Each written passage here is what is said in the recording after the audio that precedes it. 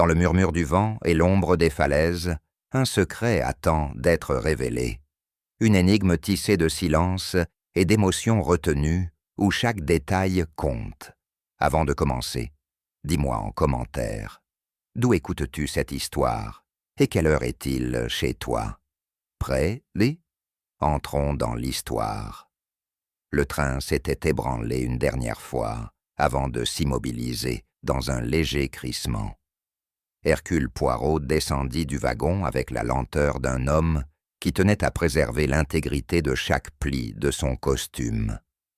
À ses côtés, le capitaine Hastings respirait à plein poumon l'air iodé de la mer, les yeux brillants de la perspective d'un séjour paisible sur la côte normande. Devant eux, la silhouette blanche du grand hôtel de la mer se découpait, avec une élégance discrète sur fond de falaise, comme figée dans le temps.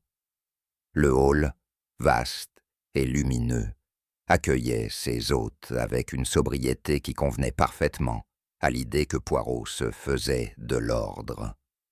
Pourtant, malgré la beauté sereine du lieu, un léger froncement persistait sur son front. Il avançait sans hâte, les mains croisées derrière le dos, son regard scrutant chaque détail, comme s'il attendait que quelque chose vienne troubler cette scène d'apparente perfection. Hastings, sans s'en apercevoir, s'émerveillait déjà de la vue promise sur la Manche, tandis que son ami murmurait à voix basse « Le silence, mon ami, est souvent plus bavard que les paroles. » Alors que le réceptionniste prenait en charge leurs bagages, Hastings s'était avancé vers les grandes baies vitrées qui donnaient sur la mer. La lumière grise et douce de ce début d'après-midi d'avril baignait les falaises blanches d'un éclat presque irréel. Il y avait dans ce paysage quelque chose de pur, de suspendu, une promesse de repos que Hastings accueillait avec un enthousiasme presque enfantin. « Voilà qui nous changera agréablement du smog londonien, n'est-ce pas ?» lança-t-il par-dessus son épaule. Mais Poirot ne répondit pas. Il était resté légèrement en retrait dans le hall, ses yeux passant d'un meuble à l'autre, d'un tapis à une moulure, comme à la recherche d'un détail dissonant.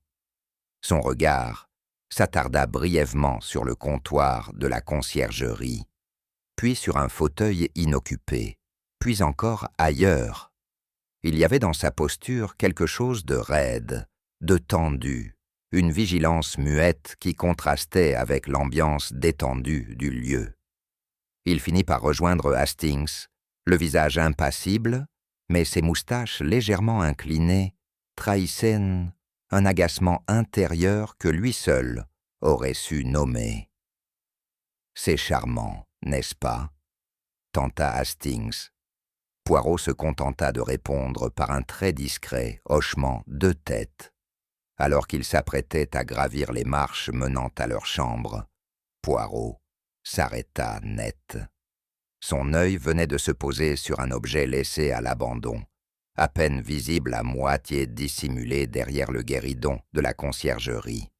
Une valise, en cuir brun, d'un modèle ancien, mais soigné, dont les coins portaient les traces d'un voyage récent.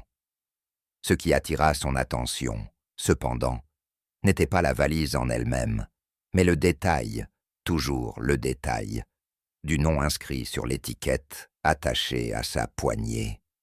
Le carton jauni portait l'inscription manuscrite « Amorel », mais l'adresse, elle, avait été volontairement griffonnée, comme si l'on avait voulu effacer la destination tout en laissant le nom lisible. Poirot s'approcha sans bruit, l'observa de profil, puis en se penchant légèrement, comme un botaniste étudierait une plante rare. La poussière sur le cuir n'était pas uniforme, le bagage semblait avoir été placé là récemment, sans qu'il ait eu le temps de s'imprégner du lieu. Et pourtant, personne dans le hall ne semblait y prêter attention. Une valise sans propriétaire, une identité estompée, pensa-t-il. Il resta un instant immobile, les bras croisés. Quelque chose, dans cette valise muette, heurtait son sens intime de l'harmonie.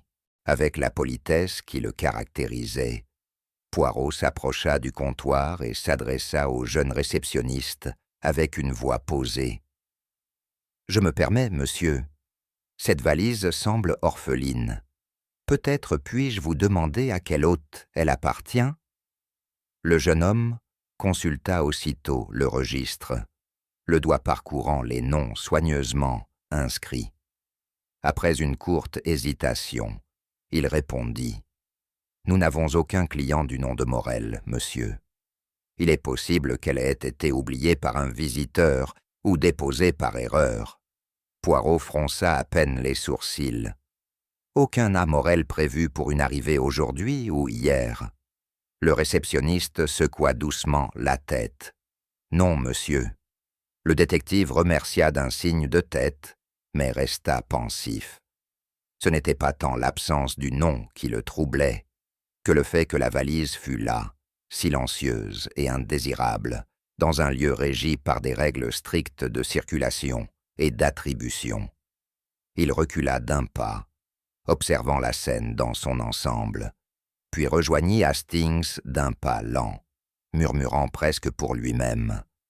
Quand l'ordre est rompu, il faut chercher celui qui en souffre. Une fois dans leur chambre, tandis que Hastings déballait déjà ses affaires avec satisfaction, Poirot resta debout devant la fenêtre, les mains croisées derrière le dos. Le bruit régulier des vagues en contrebas semblait lointain. Hastings finit par rompre le silence. « Tu ne trouves pas l'endroit parfaitement charmant ?» Poirot se retourna lentement. « Charmant, oui. Et pourtant, » il marqua une pause.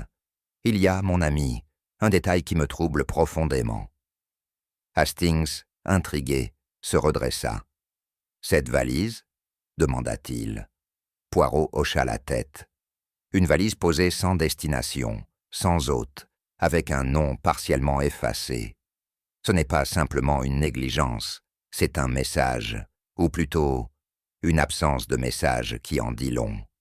Hastings haussa les épaules. Peut-être qu'un voyageur l'a oublié.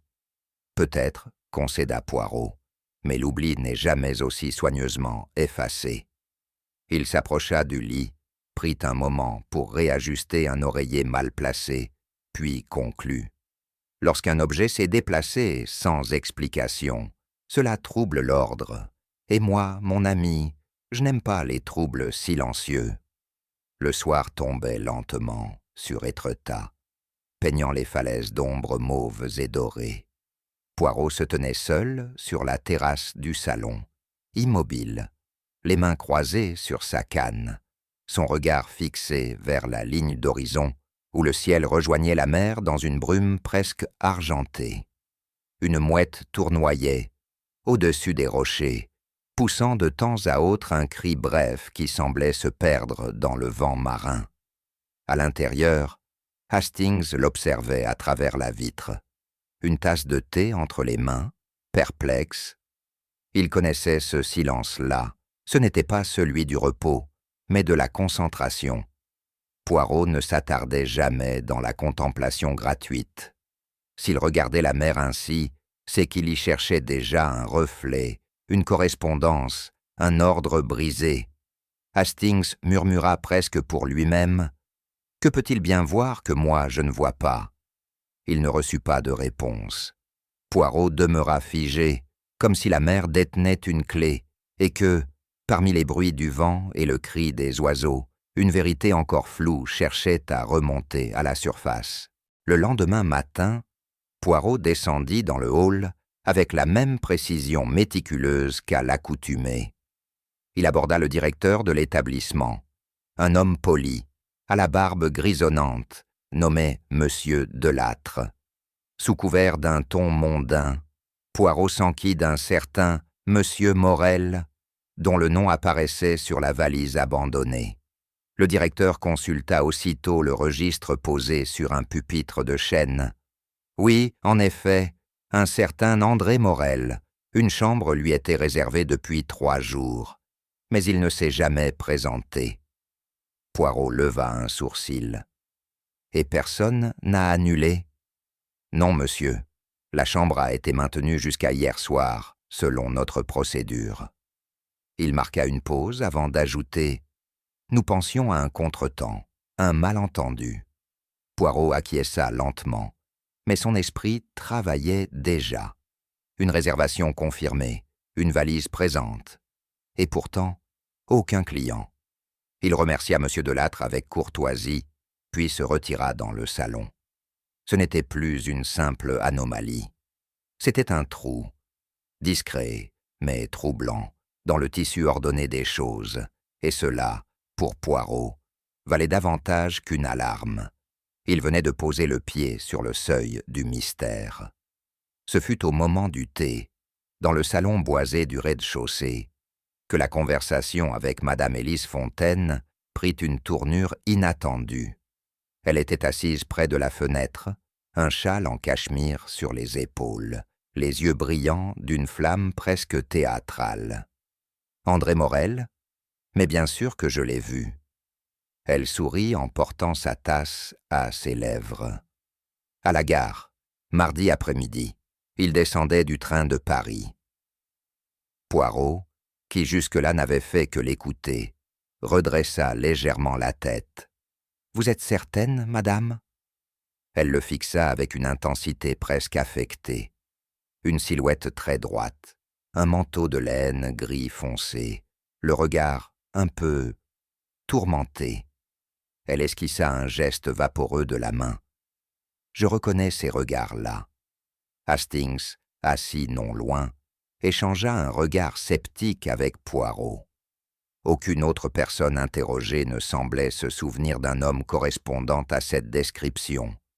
Pas le porteur, pas le chef de gare, pas même le cocher du fiacre. Poirot remercia néanmoins Madame Fontaine avec gravité. Mais en son fort intérieur, une question s'imposait. Avait-elle vraiment vu cet homme, ou avait-elle voulu le voir? Dans les souvenirs, comme au théâtre, tout est affaire de projection. La rigueur de Poirot dans l'interrogatoire n'était jamais intrusive. Il commença par le portier, un jeune homme aux traits francs, qui se souvenait avoir vu quelqu'un déposer la valise près de la conciergerie 2 jours plus tôt. C'était en fin d'après-midi, monsieur. Un homme? Je crois que c'était un homme, ou peut-être une femme. Il portait un manteau long et un chapeau, et des gants sombres. On ne distinguait pas le visage. Le concierge, plus âgé, confirma l'épisode, ajoutant que la personne s'était éclipsée avant qu'il n'ait pu l'aborder. J'ai cru qu'il s'agissait d'un commissionnaire envoyé par la gare. Cela arrive parfois. Poirot notait chaque détail, le port de gants, la disparition rapide, l'anonymat volontaire. Aucun mot n'avait été échangé, aucune note laissée, juste une présence éphémère et un objet abandonné. Il interrogea ensuite la gouvernante, les femmes de chambre, le cuisinier. Personne n'avait croisé de client du nom de Morel, ni aperçu un visiteur suspect ces derniers jours. Pourtant, la valise était là, comme un rappel silencieux d'un passage furtif, soigneusement orchestré. Pour Poirot, l'affaire cessait d'être une simple curiosité. Elle entrait dans le domaine de la mise en scène, et cela, il le savait, annonçait toujours une vérité plus grave. De retour dans le hall, Poirot s'approcha de la valise comme un amateur d'art, devant une toile énigmatique. Il s'agenouilla légèrement, sortit une petite loupe de sa poche et examina de nouveau l'étiquette. L'écriture avait été nette à l'origine, mais quelqu'un avait soigneusement gratté la partie inférieure du carton, là où figurait l'adresse complète. Il ne restait que A. Morel, et encore, le Morel semblait avoir été en partie effacé, puis repassé, comme si l'on avait hésité à le faire disparaître entièrement. Ce n'était pas un oubli, c'était un acte volontaire, précis, presque symbolique. On ne cherche pas à cacher un nom en entier, on cherche à brouiller l'identité, murmura-t-il. Pour Poirot, ce geste révélait une intention, non pas supprimer le passé, mais en conserver une trace ambivalente, comme si l'on voulait que le nom reste visible, mais incertain, flottant entre vérité et mensonge. Et dans cet effacement, il pressentait la marque d'une psychologie tourmentée, ou bien d'un esprit manipulateur. L'identité partielle est souvent plus dangereuse qu'un masque complet, car elle crée le doute, et dans le doute naît le mensonge. La nuit était tombée, et le salon s'était vidé de ses occupants habituels. Poirot relisait les journaux locaux lorsqu'un léger coup fut frappé à sa porte. Une jeune femme apparut, pâle et visiblement nerveuse. « Monsieur Poirot, je suis Lucie, la femme de chambre du 2e étage. » Elle tenait quelque chose dans ses mains, enveloppé dans un linge blanc. Je ne sais pas si cela a de l'importance, mais j'ai trouvé ceci. Elle tendit le paquet. Poirot le déplia avec soin. À l'intérieur, un mouchoir en lin, brodé d'un M majuscule, portait une tache sèche, brunâtre, du sang. Il leva les yeux vers la jeune femme. « Où cela ?»« Dans la poche intérieure du manteau, dans la valise. J'ai juste voulu aérer les vêtements. Je suis désolé. » Sa voix tremblait. Poirot lui sourit doucement. « Vous avez bien fait, mademoiselle. » Lorsqu'elle se retira, il resta un moment silencieux. Ce n'était plus une disparition, c'était une trace. Un cri étouffé glissait dans le pli d'un vêtement. Il posa le mouchoir sur la table, à côté de sa montre de poche. Le temps du doute venait de céder la place à celui de la peur, discrète encore, mais réelle. Poirot resta seul, les mains croisées sous le menton, plongé dans un silence chargé de pensées. Le mouchoir, la valise, l'étiquette effacée, l'homme invisible à la gare, les gants, le chapeau, le nom ambigu. Rien ne relevait du hasard. Chaque élément avait été placé avec un soin méticuleux. Trop de précautions, trop de silence calculé. « Ce n'est pas un oubli, » murmura-t-il. « C'est un récit sans narrateur. » Il se leva, marcha lentement jusqu'à la fenêtre. Le vent marin soufflait avec constance, comme un souffle ancien qui refusait de taire ce qu'il savait. À ses yeux, la scène n'était plus celle d'un homme disparu, mais d'une disparition racontée à l'avance, selon des règles précises. Un décor, une valise comme prologue, un mouchoir comme ponctuation, et derrière, l'ombre de celui ou celle qui avait tout préparé. Hastings entra à cet instant, portant 2 verres. Poirot se retourna, son regard calme mais tendu. « Mon ami, » dit-il simplement, « nous ne cherchons pas un homme qui s'est égaré. Nous cherchons un esprit qui a voulu que l'on croie à l'égarement. Et cela est bien plus grave. » Le jour s'était levé sur Étretat, avec une lumière pâle et diffuse. Sur la plage encore déserte, un pêcheur du nom de Bourguignon, habitué des criques oubliées, cherchait des filets abandonnés par la marée nocturne. Il descendit le long d'un passage escarpé, là où les falaises se courbent comme des épaules fatiguées. C'est là, au creux d'un amas de roches noires, lustré par le ressac, qu'il aperçut un manteau sombre, coincé dans les anfractuosités. En s'approchant, il comprit. Le corps, rejeté par les flots ou tombé des hauteurs, était étendu, brisé, la tête dissimulée sous une gerbe d'algues. Le visage était méconnaissable, ravagé par l'eau salée et les pierres. Mais ce n'était pas la violence de la mer qui troubla le vieux Bourguignon. Non, c'était l'immobilité étrange de cette silhouette, les bras le long du corps, les jambes croisées avec une précision troublante, comme si la mort, en l'emportant, avait respecté une posture. Il remonta lentement vers le village, le cœur lourd, et les mains tremblantes. La mère avait parlé. Mais ce qu'elle disait, ce matin-là, n'était pas le fruit du hasard. Quelqu'un, quelque part, avait voulu que ce corps soit vu. Lorsque le gendarme roux frappa à la porte du grand hôtel en fin de matinée, il ne fallut que quelques mots pour éveiller l'intérêt de Poirot. Hastings, encore occupé à lasser ses chaussures, se hâta de le suivre jusqu'à la plage. Le corps avait été remonté sur une civière, protégé par une bâche. Autour, quelques villageois s'étaient rassemblés, muets. Poirot s'agenouilla, le visage neutre. Il écarta le tissu. Le torse était vêtu d'un manteau de laine grise, soigneusement boutonné. Le col de la chemise portait un discret monogramme brodé. « Ah, monsieur », mais ce furent les chaussures qui fixèrent son attention.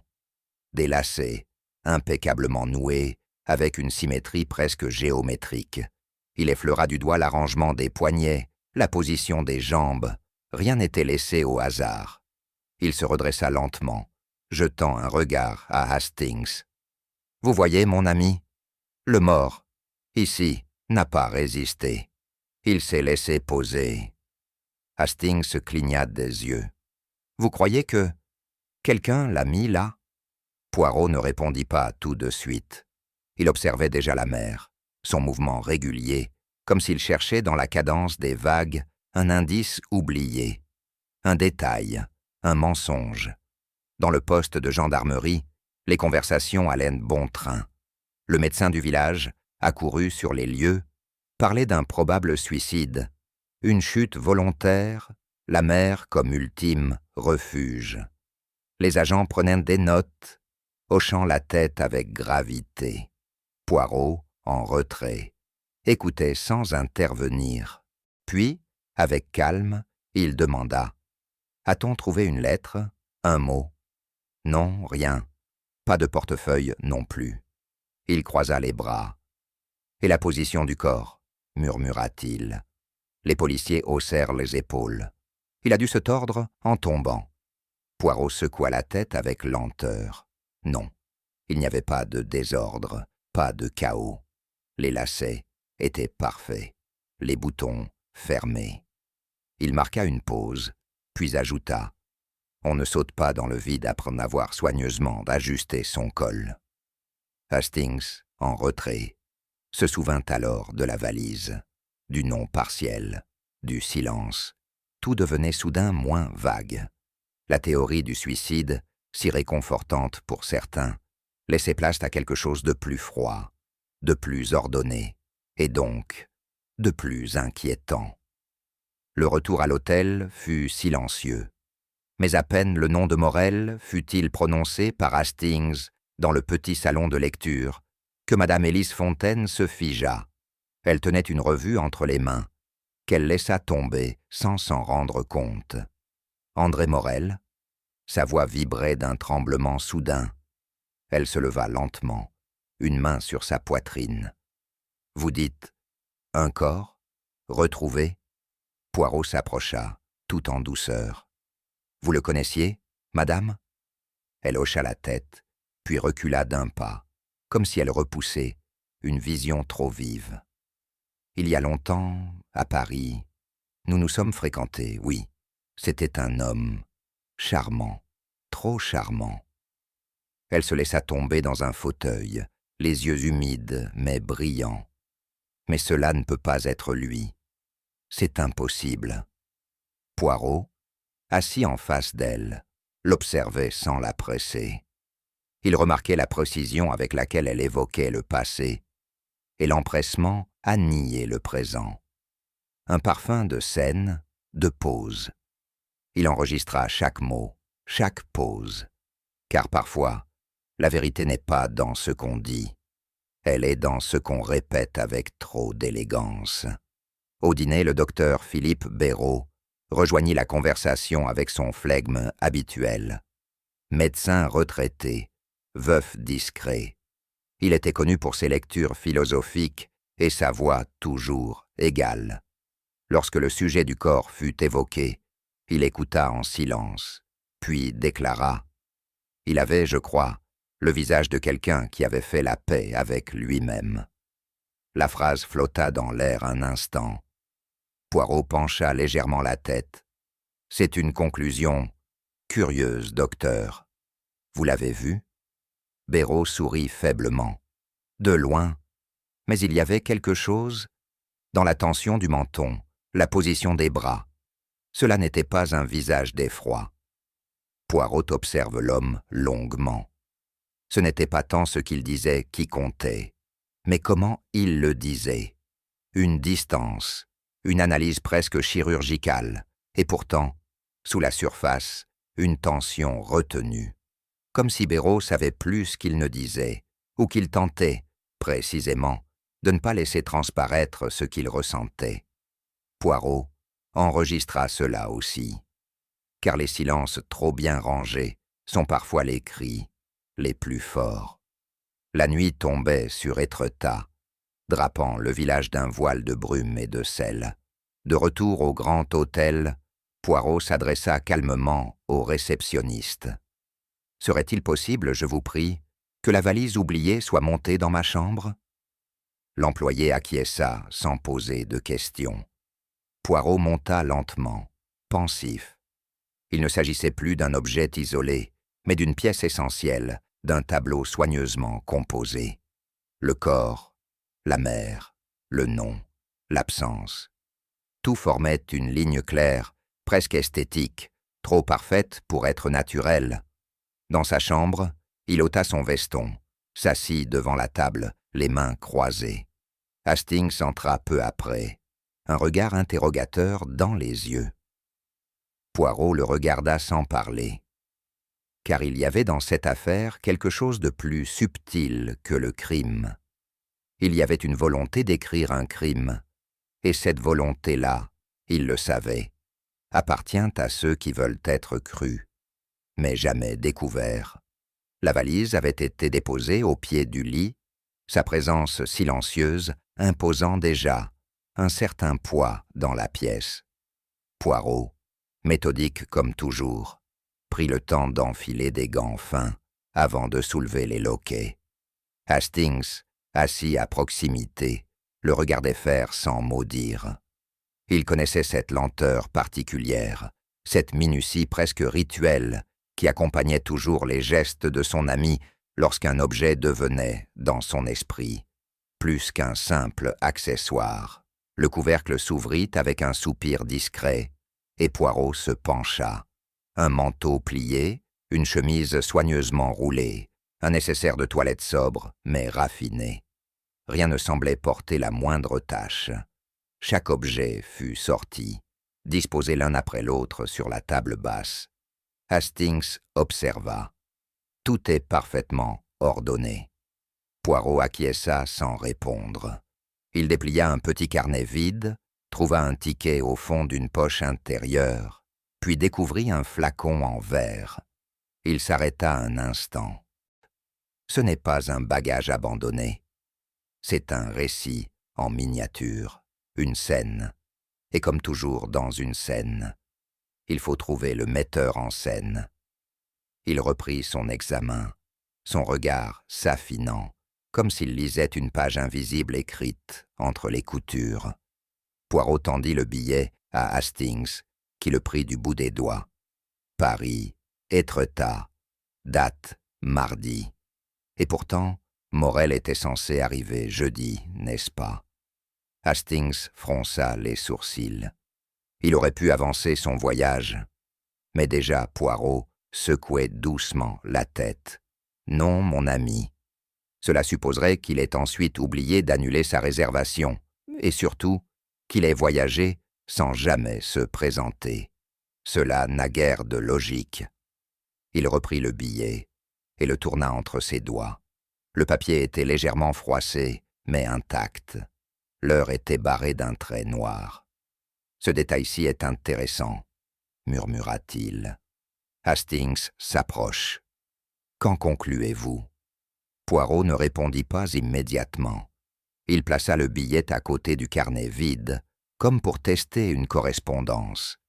Il y avait dans cette légère dissonance temporelle une tension sous-jacente, un glissement dans le récit.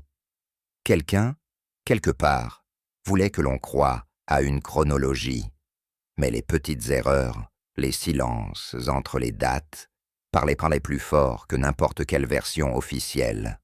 Le désordre commençait à percer sous la surface du décor. Le flacon était de verre brun, muni d'une étiquette blanche presque effacée. Poirot en lut le contenu à voix basse, chlorhydrate de barbiturate, prescrit à Monsieur A. Morel, par un médecin parisien. Il souleva le bouchon, inspecta les comprimés restants. Il en manque. Hastings, en retrait, fronça les sourcils. Cela pourrait confirmer une tentative de suicide. Mais Poirot fit un léger mouvement de la main. Peut-être, peut-être pas. Il replaça soigneusement le bouchon. Un homme qui emporte ses somnifères ne se jette pas d'une falaise en silence, ou alors il cherche à brouiller les pistes. Hastings s'interrogea. Ou quelqu'un a glissé le flacon après coup. Poirot ne répondit pas. Il était déjà ailleurs, dans une logique plus vaste. L'objet était réel, mais son intention restait floue. Comme si son existence dans la valise n'était ni un aveu, ni une preuve, seulement une suggestion, une ombre laissée volontairement dans le champ de vision. Et dans cette ombre, Poirot sentait poindre une manipulation plus subtile qu'un simple mensonge. Sous un double fond cousu dans la doublure intérieure, Poirot mit la main sur une photographie en noir et blanc, de petit format, écornée sur les bords. Il la sortit avec précaution. Une femme, debout dans un jardin, la main posée sur l'épaule d'un petit garçon. Les vêtements dataient d'au moins 10 ans. Mais ce n'étaient pas les figures, ni le décor, qui attirèrent immédiatement l'attention de Poirot. C'étaient les deux visages, grattés avec insistance, jusqu'à ne laisser qu'une pâleur déformée à l'endroit des traits. Hastings blêmit légèrement. « Qui ferait cela ?» murmura-t-il. Poirot ne répondit pas. Il tenait la photo à hauteur du regard, ses yeux fixant ce vide volontairement sculpté. Effacer un visage, c'est effacer un souvenir, mais c'est aussi créer un fantôme. Il retourna la photo. Aucun mot, aucune date, seulement une tache d'encre, ancienne, indéchiffrable. Cette mutilation intime, brutale dans sa précision, était un cri silencieux. Un rejet? Un remords? Une menace? Il n'y avait pas de réponse immédiate, mais dans cette absence de regard, Poirot sentait un regard inversé. Quelqu'un avait voulu que personne ne sache, ou au contraire, que quelqu'un reconnaisse l'image mutilée. Le volume se trouvait dissimulé entre deux chemises pliées, les fleurs du mal, édition de poche, couverture sombre, papier légèrement jauni. Poirot le prit avec précaution et le feuilleta lentement. À la page 87, le poison, une petite fleur séchée, s'était glissée entre les vers.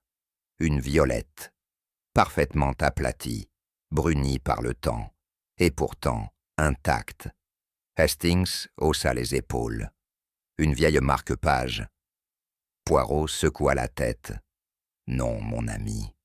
Ce n'est pas une coïncidence. Une violette n'est pas une fleur neutre. C'est le symbole de la modestie, du deuil, parfois de l'amour caché.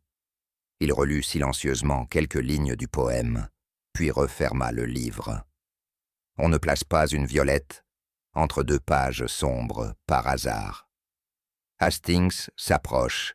« Alors, c'est un signe ?»« C'est une énigme, » répondit Poirot. Le geste était intime, presque affectueux, mais il portait en lui quelque chose d'amer, une mémoire florale, un hommage discret ou une culpabilité camouflée.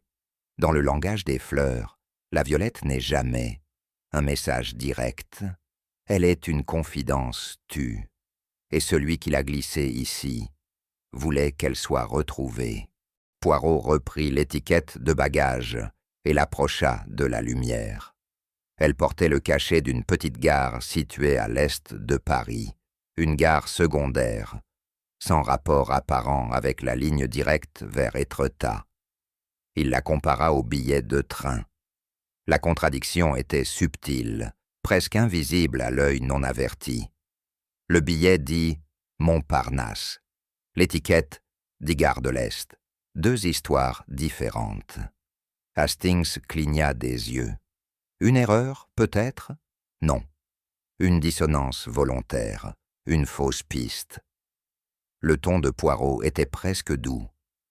C'est comme une note dissonante dans un morceau bien écrit. Elle ne vient pas troubler la mélodie. Elle attire l'oreille. Il contempla un instant les deux objets. Si quelqu'un avait voulu faire croire à un voyage unique, pourquoi multiplier les points de départ? Parce que la vérité était ailleurs. L'intention n'était pas de tromper par omission, mais de séduire par un mensonge bien construit. Et dans cette séduction, Poirot reconnaissait la main d'un esprit qui aimait la mise en scène. Un esprit, peut-être, plus proche du théâtre que du crime ordinaire. Les objets reposaient désormais sur la table comme les pièces d'un puzzle inversé. Il n'y avait ni salissure, ni désordre, ni trace d'une vie réellement vécue, pas de lettres personnelles, pas de chaussettes usées, pas de signes d'habitude. Tout semblait choisi, propre, évocateur, presque trop parlant. Poirot fit quelques pas, puis se retourna vers Hastings. Ce n'est pas la valise d'un homme, c'est la valise d'un personnage. Hastings haussa un sourcil. Vous voulez dire... Quel a été composé comme un rôle, avec soin, avec symbole, avec narration. Il désigna la photo, la fleur, le billet. Un enfant effacé, une fleur fanée, un horaire incohérent. Cela ne dit pas qui était André Morel, cela dit ce que l'on veut qu'on pense d'André Morel. Il resta un instant immobile, les mains croisées dans le dos. Le véritable Morel se cache encore, mais celui de cette valise a été écrit par une main habile, et dans son regard, une étincelle froide s'alluma. Non de peur, ni de surprise, mais de défi, car là où les autres voyaient une disparition, lui commençait à entrevoir une intention. Et c'est toujours là que commence la traque. Le crépuscule enveloppait Étretat d'une lumière douce, était diffuse quand une nouvelle cliente fit son entrée à l'hôtel. Elle portait un manteau sombre et un chapeau aux bords abaissés qui dissimulait en partie son visage. Sans faire de bruit, elle glissa dans le hall, salua poliment la réception et déclina son identité sous un pseudonyme soigneusement choisi. Poirot, installé près de la cheminée, leva à peine les yeux. Mais son esprit vif ne manqua rien de cette apparition enveloppée de mystère. Il y avait dans son port une retenue inhabituelle, une gravité silencieuse qui semblait peser sur l'air autour d'elle. Hastings, à ses côtés, n'osa guère la fixer plus longtemps, sentant que son ami, lui, avait déjà pressenti l'ombre d'une douleur profonde. « Mon ami », dit Poirot en murmurant. Cette femme porte plus que des vêtements sombres. Elle cache un secret que même l'obscurité refuse de laisser passer. Le lendemain matin, alors que la brume se dissipait lentement sur les falaises, Poirot suivit discrètement la femme en noir qui s'éclipsa hors de l'hôtel sans un mot. À quelques pas de la falaise où le corps d'André Morel avait été découvert, elle s'agenouilla, avec une grâce mélancolique, déposant un bouquet de fleurs blanches, soigneusement liées par un ruban noir. Son geste, silencieux et chargé d'émotions contenues, semblait être un rituel personnel, une confession muette que personne d'autre n'était là pour entendre. Poirot, loin d'être insensible à cette scène, sentit monter en lui une forme d'empathie. Il comprenait que derrière cette femme se cachait une douleur profonde, un deuil peut-être plus ancien et plus secret que le mystère même du corps sur la plage.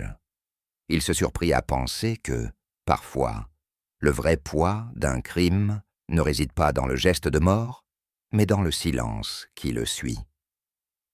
La femme resta là un long moment, immobile, avant de se relever lentement, disparaissant à nouveau dans la lumière changeante du matin.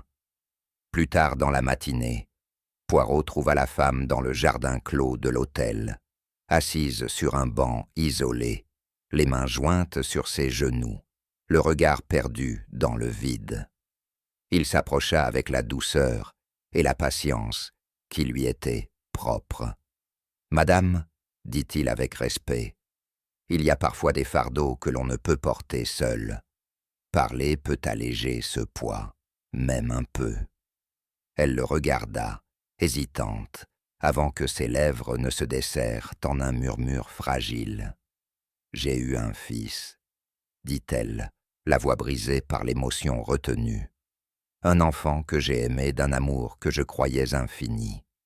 Mais le destin en a décidé autrement. » Poirot hocha la tête, comprenant que ces mots portaient plus qu'un simple aveu. Ils étaient la clé d'un passé lourd de silence et de regret. Le silence, madame, expliqua-t-il, porte en lui une force terrible. Il peut être complice, mais aussi protecteur. À vous de choisir ce qu'il doit devenir. Un léger frisson passa sur son visage, puis elle baissa les yeux, comme pour cacher une douleur que nul ne pourrait jamais pleinement comprendre. Dans ce moment suspendu, Poirot sentit l'importance de cette confidence fragile. C'était un premier pas vers la vérité, dissimulée derrière un voile d'ombre et de mémoire. L'atmosphère dans le salon feutré du grand hôtel était empreinte d'une politesse silencieuse, presque cérémonieuse. Poirot, avec son flegme habituel, invita les suspects à se rassembler, usant d'un ton posé qui dissimulait à peine son intention. Le murmure des conversations s'éteignit peu à peu, laissant place à un calme fin, où chaque regard, chaque respiration semblait peser lourd. Hastings remarqua cette tension sous-jacente, subtile mais palpable, qui enveloppait la pièce. Les invités s'installèrent avec réserve, échangèrent des politesses mesurées. Mais leurs yeux trahissaient la nervosité d'être ainsi réunis sous le regard pénétrant de Poirot. Celui-ci prit place, dépliant lentement une feuille qu'il tenait entre ses mains, invitant chacun à prêter attention, sans encore dévoiler le moindre indice décisif. La réunion s'annonçait plus qu'une simple discussion. Elle serait une mise en scène, où les non-dits, les silences et les réactions immédiates compteraient autant que les mots. D'une voix claire et mesurée, Poirot commença à lire un texte soigneusement préparé, affirmant qu'il avait été retrouvé dans la poche intérieure de la veste d'André Morel. La lettre, d'une écriture tremblante mais lisible, parlait d'un homme déchiré entre le poids de ses fautes et l'espoir d'un pardon impossible. « Mon absence n'est pas un choix, mais une fuite nécessaire », écrivait-il, évoquant une trahison, des blessures anciennes et le poids écrasant du secret. Hastings sentit les regards se détourner, les mains se serrer. Madame Fontaine blanchit soudainement et pinça les lèvres, tandis que Madame Sainte-Claire détourna le regard, luttant visiblement contre une émotion contenue. Poirot, conscient de l'effet de ses paroles, observa attentivement les réactions. Ce n'était pas la vérité, bien sûr, mais un leurre délicat, une invitation à se dévoiler sous le masque du recueillement. Le poison était dans l'air, invisible, mais déjà palpable. C'était un piège où les cœurs troublés se débattraient, contraints de révéler, sans le vouloir, ce qu'ils auraient préféré taire. La tension monta brutalement lorsqu'un souffle retentit dans le silence, suivi d'un léger bruit de chute. Madame Élise Fontaine s'effondra dans un fauteuil, les mains tremblantes et le visage pâle. On la soutint aussitôt, tandis qu'elle reprenait lentement conscience. Hastings s'approcha, inquiet, et demanda doucement « Madame, reposez-vous, s'il vous plaît. » Après un moment, la voix fragile d'Élise s'éleva. « Je ne pouvais plus garder cela en moi. Oui, j'ai connu André Morel, il y a bien longtemps, à Paris. Une liaison passionnée, intense, mais vouée à l'échec. » Ses yeux brillaient d'un éclat trouble, mêlant nostalgie et douleur. Poirot, sans la brusquer, nota chaque mot, chaque hésitation. Elle parlait avec un mélange de vérité et de calcul, consciente que cette confession pouvait changer le cours des choses, mais aussi que la vérité entière restait voilée. Le passé revenait en éclats, irrégulier et dangereux, prêt à déborder. Cette révélation, bien que partielle, rompait l'équilibre fragile qui jusque-là avait permis à chacun de cacher ses secrets derrière un masque poli. À peine le tumulte causé par l'évanouissement apaisé, le docteur Philippe Béraud prit la parole avec son calme habituel, teinté d'une distance presque clinique. « La nature humaine, dit-il en citant une maxime oubliée, est faite d'ombres et de lumière, de vérités morales souvent contradictoires. » Son regard se posa brièvement sur Madame Fontaine, puis s'éleva vers le plafond. Ce visage qui se présente à nous aujourd'hui n'est pas celui d'un coupable, mais d'un homme en paix avec sa fin. Hastings fronça les sourcils, surpris par la froideur apparente de ses paroles. Poirot, cependant, remarqua les micro-expressions subtiles qui trahissaient une tension contenue. Un trouble voilé sous l'intellectualisme affiché. Il comprit que Béraud dissimulait davantage qu'il ne révélait, usant d'une rhétorique élaborée pour masquer ses propres sentiments, ou peut-être sa complicité. L'homme semblait danser sur la ligne fragile qui sépare l'observation froide du jugement humain. Et dans ce ballet de mots, Poirot sentit la nécessité d'approfondir encore. Dans le silence qui suivit, Madame Véronique Saint, claire, jusqu'alors silencieuse, prit la parole d'une voix basse, chargée d'une douceur douloureuse. « André Morel était le père de mon fils. » Ses doigts s'entrelacèrent nerveusement sur ses genoux. Un enfant que je n'ai jamais vraiment connu, emporté bien trop tôt par la maladie. Elle baissa les yeux, comme pour conjurer un passé trop lourd. Cet homme n'était pas un héros. Il avait ses failles, ses faiblesses, et beaucoup de regrets qu'il n'a jamais su exprimer. Sa voix se fit plus ferme, teintée d'une amertume contenue, mais il fut, malgré tout, une part de moi et de ce que j'espérais pour l'avenir. Poirot écouta avec une attention toute particulière, notant les silences qui ponctuaient ses phrases, les hésitations à révéler trop ou trop peu. Dans cette confession mesurée se cachait une complexité émotionnelle, un équilibre fragile entre rancune et tendresse qui ajoutait une couche supplémentaire à l'énigme.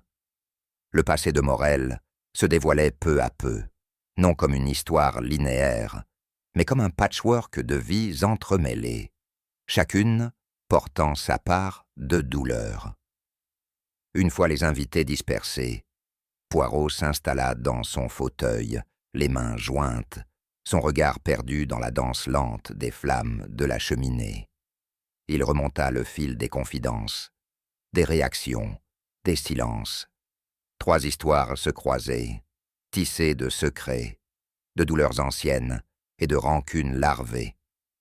Morel, homme fuyant et blessé, avait laissé derrière lui des traces multiples. Une amante blessée, une mère en deuil, un médecin aux intentions énigmatiques.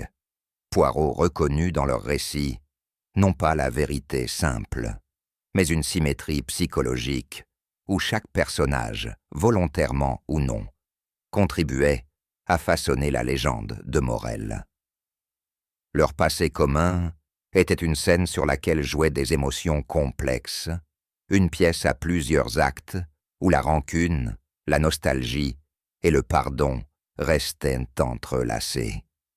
Il savait que derrière ces masques se cachait le véritable moteur du drame, un moteur qu'il fallait déceler dans l'invisible. Son regard se posa une dernière fois sur la fameuse étiquette de la valise, désormais étalée devant lui sur la table. Ce simple morceau de carton portait, en son dos, un indice capital, le changement de gare indiqué, la confusion calculée entre deux réalités. Tout indiquait une intention claire, brouiller les pistes, façonner une histoire, manipuler les perceptions. Poirot murmura « Ce n'est plus un hasard, ni une erreur. C'est un acte délibéré, une mise en scène. » Il pensa à ce théâtre des ombres, où chaque geste est chorégraphié, chaque silence codé. Quelqu'un avait voulu que l'on croie à une disparition, mais surtout qu'on croie à une histoire qu'il avait lui-même écrite.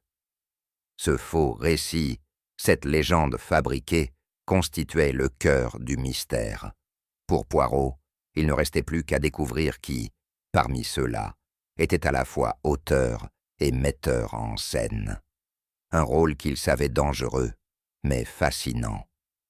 Le salon de lecture du Grand Hôtel, avec ses boiseries patinées et ses fauteuils de velours, semblait tout désigner pour accueillir une confrontation d'un autre âge. Poirot, maître de cérémonie discret, invita les trois suspects à prendre place sans brusquerie. Aucun reproche ne fut prononcé, aucun ton ne fut élevé. Tout était dans la retenue, dans la solennité, contenue d'un procès d'intention, plus que d'accusation. Hastings remarqua le calme apparent de ses interlocuteurs, mais sut lire dans leurs regards cette agitation contenue, ce mélange d'appréhension et de défi. Le décor était posé, non pour un affrontement violent, mais pour une épreuve d'esprit, où chaque mot et chaque silence deviendraient lourds de sens. Poirot prit la parole avec la gravité d'un homme qui sait que le moindre détail peut renverser une vérité apparente. L'heure était venue de réveiller les petites cellules grises. Poirot se leva doucement, ses mains jointes devant lui. « Mesdames et messieurs, » commença-t-il avec une voix posée, « il ne s'agit pas aujourd'hui de désigner coupable, mais de comprendre les mouvements secrets qui ont conduit à ce drame. » Il fit un bref silence, scrutant tour à tour les visages tendus. Cette affaire est une tapisserie complexe de sentiments contradictoires. Amour, rancune, douleur refoulée et volonté de contrôle. Il énuméra avec précision les réactions singulières de chacun, les hésitations, les regards fuyants, les paroles prononcées et celles tues. Chacun ici porte un fardeau invisible, un rôle dans une histoire que nous tentons de reconstituer. Mais il ne suffit pas de voir les faits. Il faut en comprendre l'âme. Hastings écoutait, fasciné par la manière dont Poirot tissait les fils invisibles des émotions humaines, bâtissant une toile où chaque point d'ombre devenait une piste à suivre. Poirot poursuivit. La vérité n'est pas toujours dans ce que l'on montre, mais dans ce que l'on dissimule. Avec une lenteur étudiée, Poirot se concentra sur la psychologie de celui ou celle qui avait orchestré le crime.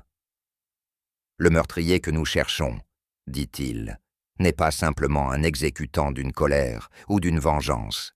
Non, il ou elle est un maître du spectacle, un manipulateur du souvenir.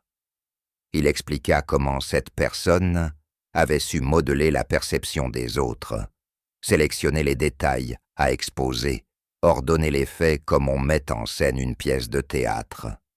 Il ne s'agit pas seulement de tuer, mais de façonner l'héritage, d'imposer une mémoire, de décider ce que le monde saura et ce qu'il oubliera.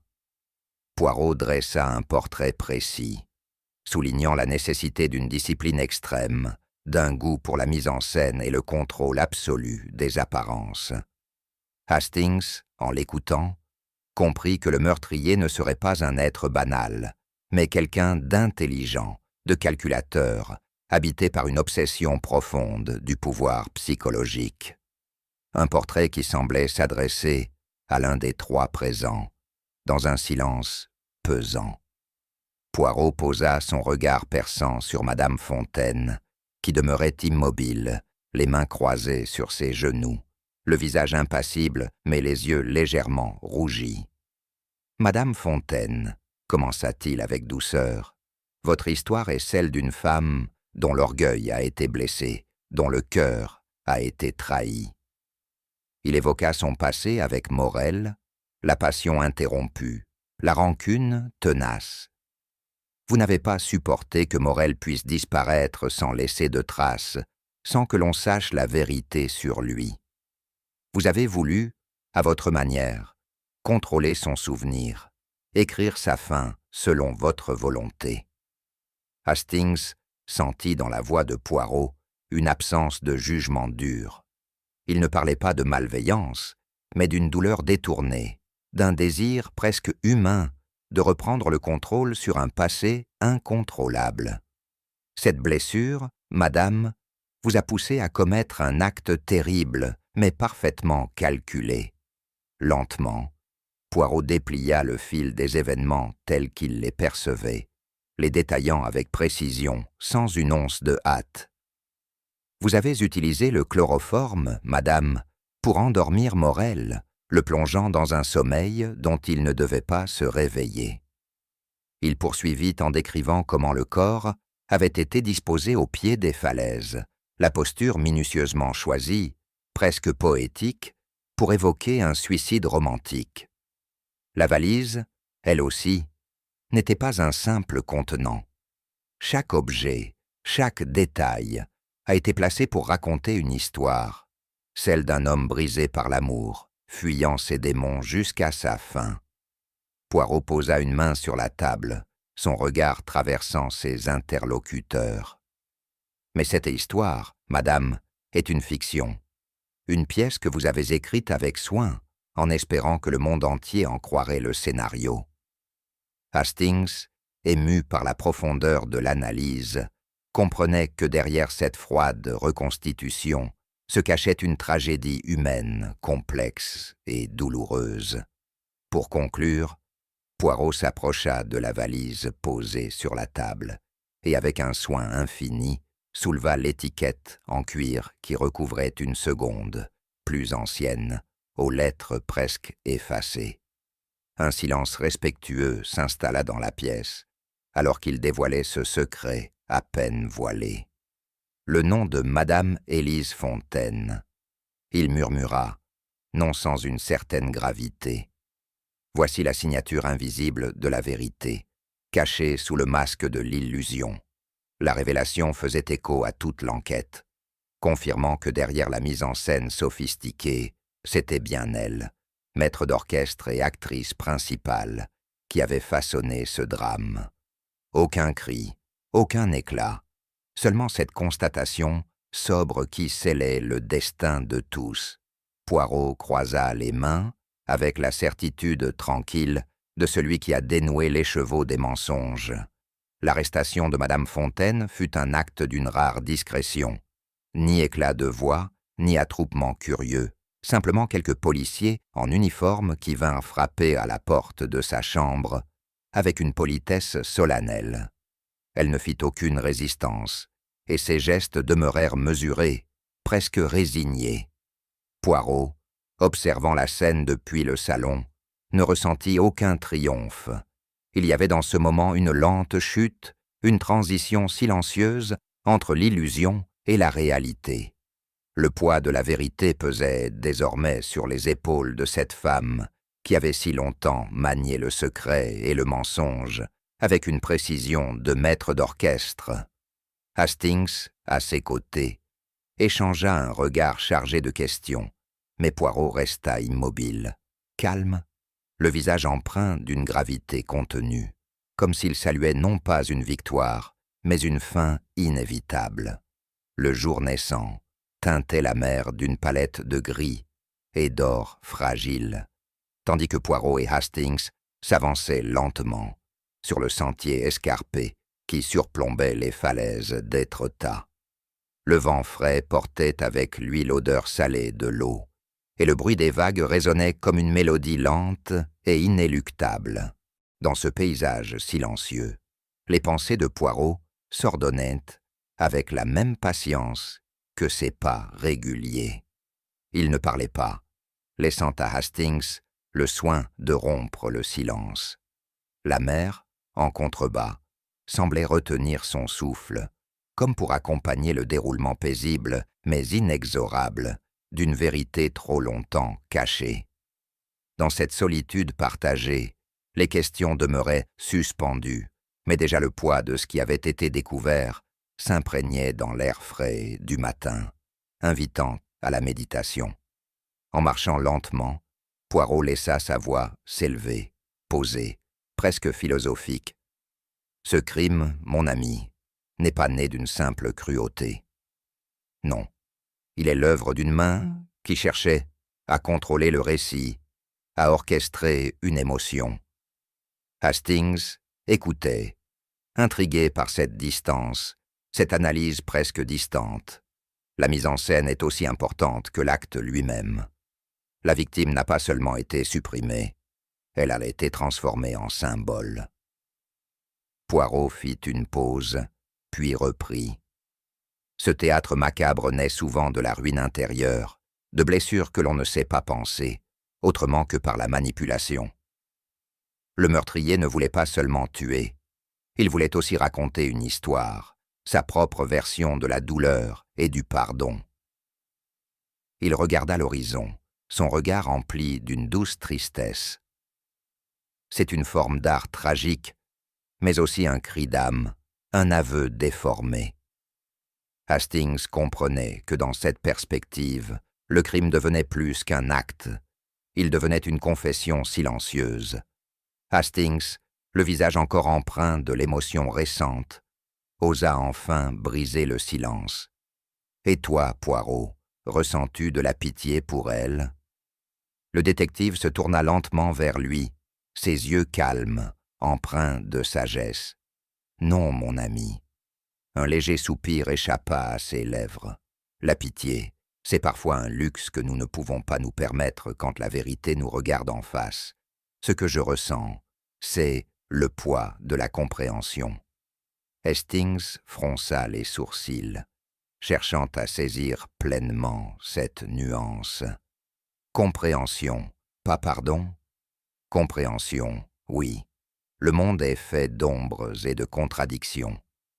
Poirot posa une main sur l'épaule de Hastings avec une douceur rare. Parfois, il faut accepter que certaines douleurs soient irréparables, que certaines actions soient le reflet d'une âme brisée. Ce n'est ni justice ni injustice, c'est simplement la réalité humaine. Dans ce silence partagé, les mots s'étaient faits plus puissants que n'importe quelle condamnation. Sur la jetée, quelques instants plus tard, Poirot sortit de sa poche l'étiquette usée de la valise, celle qui avait si longtemps intrigué et troublé. Il la tint un instant entre ses doigts, contemplant son usure et ses marques d'effacement. Puis, avec la gravité d'un rite silencieux, il la laissa tomber dans l'eau froide de la Manche.